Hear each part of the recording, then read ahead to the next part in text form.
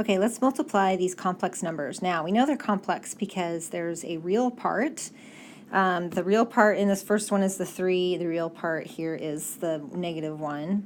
And the imaginary part, which is the part that has the I, the imaginary unit. So let's just remind ourselves that I is equal to the square root of -1. Okay, I'm going to rewrite this in the form that we usually see a complex number. We usually see the real part first, so we would write this first one as 3 minus 2i, and then the second one, -1 plus 3i. Okay, yeah, so typically the complex number is written with the real part first and then the complex part second. To do this multiplication, we are going to use FOIL. So FOIL says first times first. So 3 times a -1, we get a -3. And then the O in FOIL is the outer, so 3 times 3i. So we get plus 3 times 3, we get 9i. And then inner is the I part of FOIL.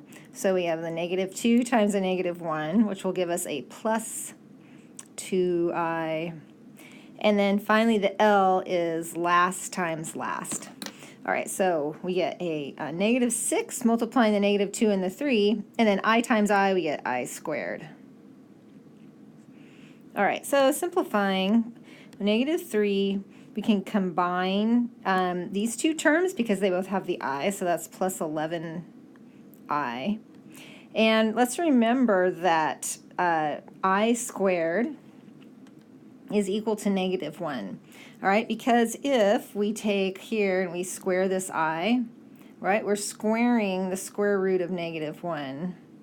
So that is going to just give us what's underneath the square root, which is a -1. So this ends up being 6 times a -1.